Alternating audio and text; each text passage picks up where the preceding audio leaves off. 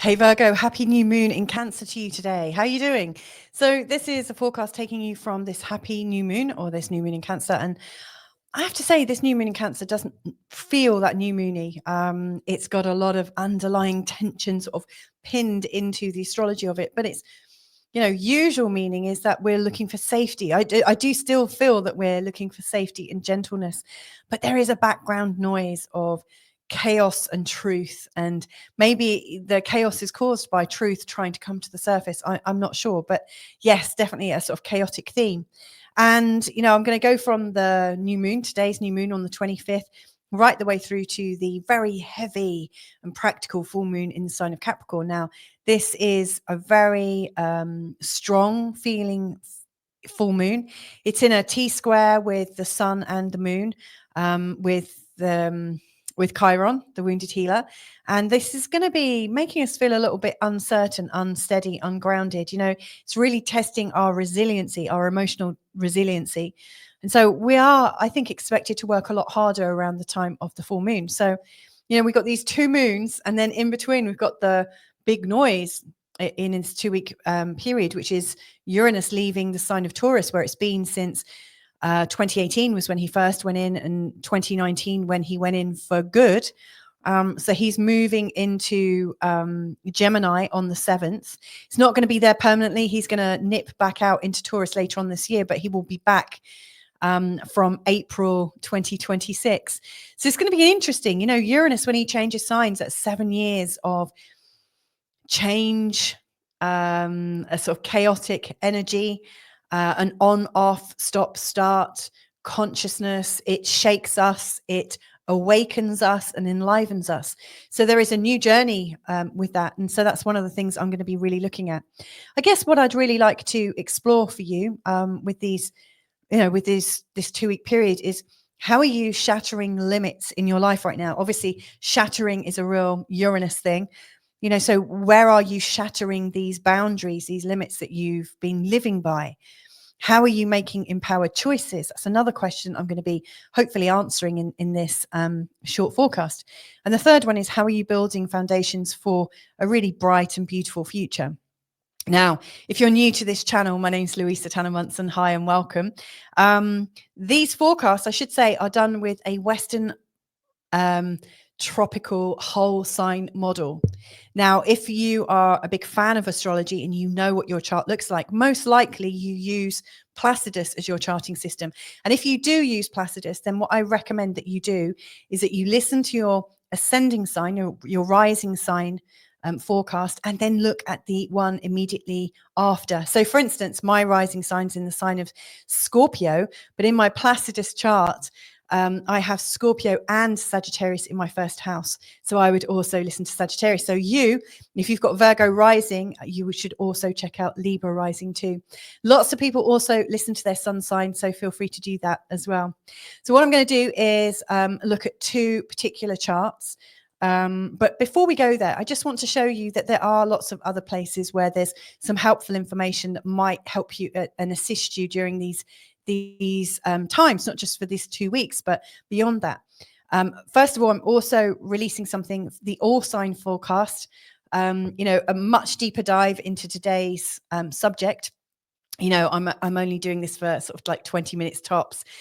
With this one, I'm really drilling down into, Mercury and Venus and lots of other things. Maybe even Sabian symbol. I can't remember now. I recorded it a few days ago. I've also got the Jupiter and Cancer video that could be very helpful, seeing as Jupiter's just changed over.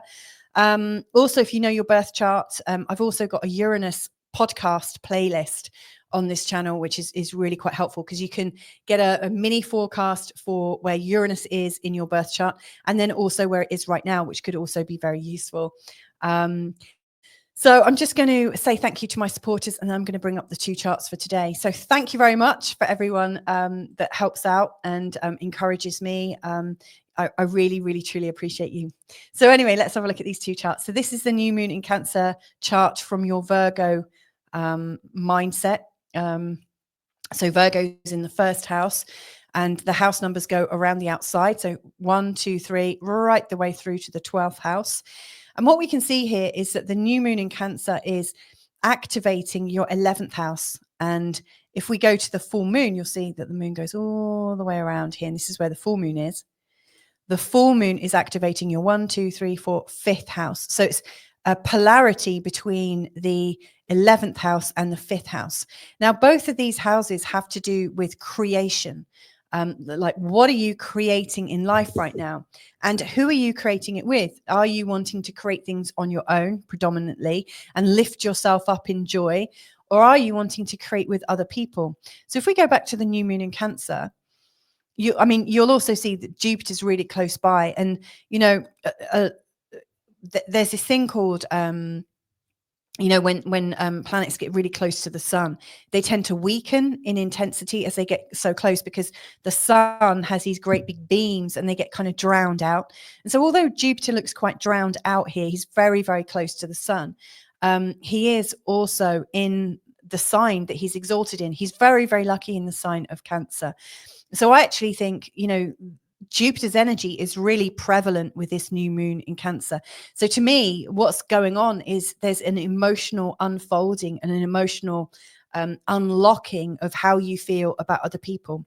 This is a time when you may well come into a much deeper trust with people around you, with friendships. You might make friends, with friends of friends of friends and things like that, that all of these people, it's like the outer world of friendships are becoming so much more important to you. Now, in terms of business, this is really fortuitous because this is bringing helpful people into your midst. Now, this also has to do with children and then stepchildren, to do with your original family and your expanded family. So, for instance, if that is how your current family is made up, to me, this is showing that there's a much bigger opportunity for you with your expanded family, with your family that's not really your family, but they are your family. To me, this is an opening up of trust. This is an opportunity for you to go much deeper than you have in a long time, and to really feel like you've got the support with each other. Now, this could open up a can of worms, because this particular new moon in Cancer has chaos, asteroid chaos and asteroid truth. It's hard to believe that there are that many, like these actual specific names, but, chaos and truth are really, really close by to this new moon, indicating that there's a lot of, I think, unhealed truths that are coming to the surface. And as they break through, it creates a certain amount of fallout. But this new moon is all about the creation field, the mum zone, the energy of love and gentleness and softness. So I actually think whatever is going on with your friends, your stepchildren, your extended family, I think there's a softness that's coming up, which could be very, very helpful. Now, Jupiter's going to be here for, another 11 and a half months. And so he's going to be expanding your opportunities here, which I think is definitely part of a much bigger picture. But when we come round to the full moon, this is showing an emotionalism around wanting to keep yourself to yourself a little bit more. So, for instance, up here, you end up creating with your friends. You end up doing deals, networking. You might end up, with a community vision, and you become part of a vision. And again, you might open up your home to other people to come in and share your home with. So, to me, this is an opening up. But with this, you don't have your full authority. You're letting go of something to gain something else, and it's not always a comfortable process. And so when the full moon comes down here, to me, there's this emotional pullback. There's this feeling of, oh my goodness, that was too much.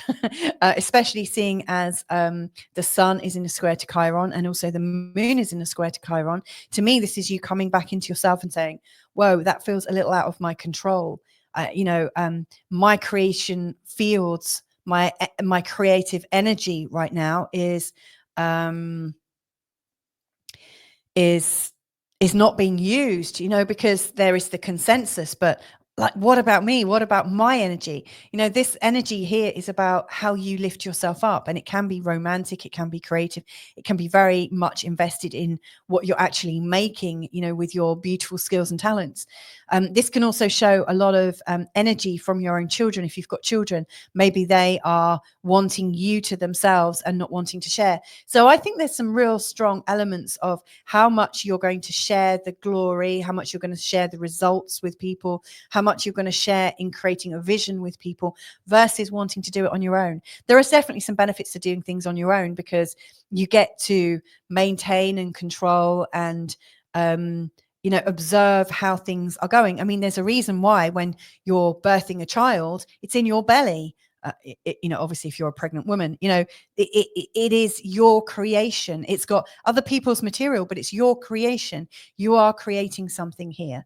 And it's under your responsibility. And other people can guide you, but it's you that's doing the hard work. Whereas out here, this is almost like where there is a massive creation where everyone's putting something in, a bit like if you're making a big community stew and everyone's adding something in, you never know exactly what's going to come out. And maybe your efforts might be completely lost in the mix. And so I really do see that you're on a journey of creation during this particular 2-week forecast. And it's going to bring up quite a lot of deeper thoughts. As far as full moons go and new moons, this isn't a bad polarity to examine. There are, more dynamic ones like the 1st, the 7th, the 4th, and the 10th. But yeah, this is an interesting one. Now, aside from that, if I go back, I just want to step back a little bit, because I mentioned about the role of Uranus and I will be doing a separate Uranus video, but just for now, to give you a sort of heads up, with the new moon in Cancer picture, we have got Venus and Uranus in the 9th house. Now, you'll see down here on the 4th, Venus is making a conjunction with Uranus. So they're blending their energies. We're having a new sort of Venus and Uranus birthing point. I always think of these conjunctions as seed points. Both of those energies will be birthing something until they come round again and meet in probably about a year's time.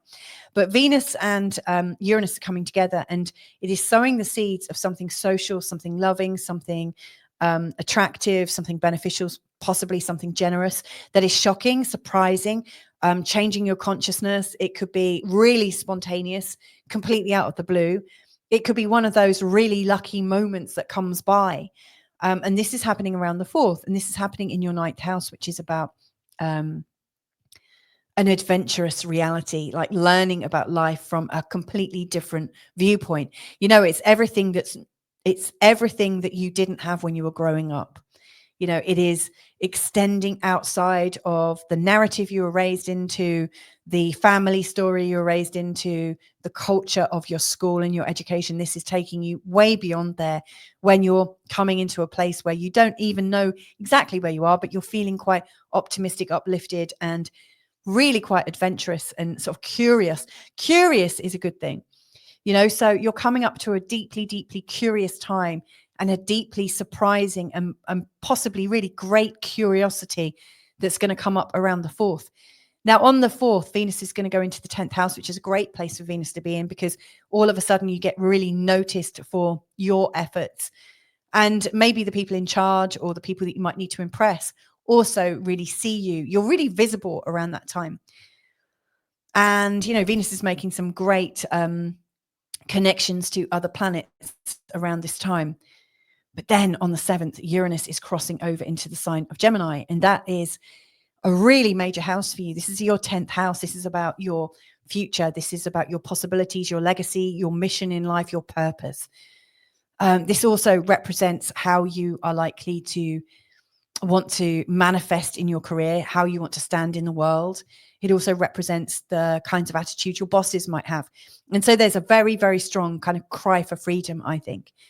Now, this is, his first dip into the sign of Gemini. Like I said, he's going to come out and then he's going to go back in later on in April of 2026. And then Uranus is really going to, I think, revolutionize your career in quite a strong way. But for now, he is sowing a seed of spontaneity, sowing a seed of adventure and curiosity. And I wonder what it is that you want to bring about in your career so badly that you're prepared to wait a little bit. He is certainly shaking things up a bit. If you're in a really established career, you may well find that maybe the business you're working for is going through some fundamental changes, in their structure. Or you might just find that you're starting to get bored now and you're starting to say, oh, is this all life is about? damn it, there's something so much more important to me. I'm really on a lifelong mission. I really want to make this work. And so this is going to bring up a lot. So I want to just go back to these 3 questions that I mentioned right at the start. And so those 3 questions are: how are you shattering limits? How are you making empowered choices? And how are you building foundations for a brighter future? Well, I'm going to answer that last one first. So in terms of building foundations for a brighter future, I really think Uranus is part of that. And, he's going to be in this part of your chart for a good 7 years, until 2032. So it's a long time. During that time, he's going to be encouraging you to have a lot more freedom and a lot more authenticity, I would definitely say. You will have to be working in a way that matches your truth. So if you're doing something that means nothing to you, it's going to start wearing you down a little bit. So in terms of building foundations for a brighter future, my comment is, I think right now you need to start thinking about who you are and what your mission in the world is. I mean, you might not have, like, some people have missions that they want to bring. I don't know. They want to change like an aspect of what's going on in their local community. Like, there might be somebody who wants to plant trees over 100-mile radius or something. You can have really big social aims. You might have a dream or a mission of becoming, I don't know, the world's best kickboxer at age 70 or something. You may well have a dream, but you might also just have a beautiful dream of, sitting at home in full consciousness, of awakening in this lifetime, of writing a book on poetry, or, so it doesn't have to be massive dreams. It could be really kind of humble dreams too. I should say, writing a book about poetry is, that's a big and, undertaking. But like, really get to the core of what's going on for you, because the sooner you can get to that, the sooner you can start building and start freeing up some of the architecture in your life to make the space to do just that. It's not always easy to get going on these bigger life missions, especially, if you've got a mortgage, you've got a car loan, you've got people that you might need to support, kids or parents, or, who knows.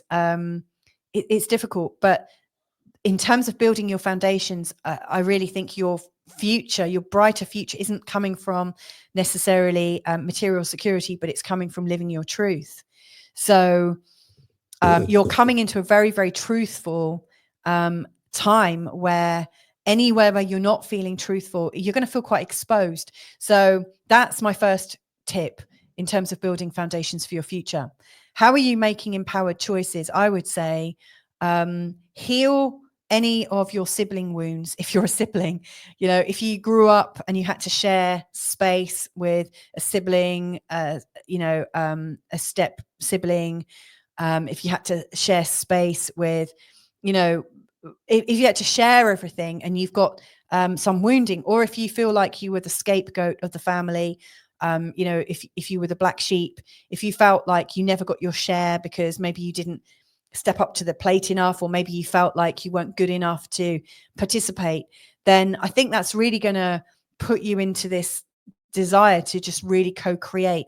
Wherever you feel more comfortable creating, I would recommend you heal the other side. So for instance, if you always do things, if you're always co-creating with other people, I would recommend that one of your superpowers right now, one of your empowered choices, would be to work on something that you create for yourself, by yourself, from your own self-determined way of being. And of course, if you're always favoring that method, then learn the skill set to be able to create with other people. I think these would be very, very helpful. In terms of what limits you're shattering right now, I'm actually going to go back to Uranus, because this is a big deal, having Uranus coming over this part of your chart.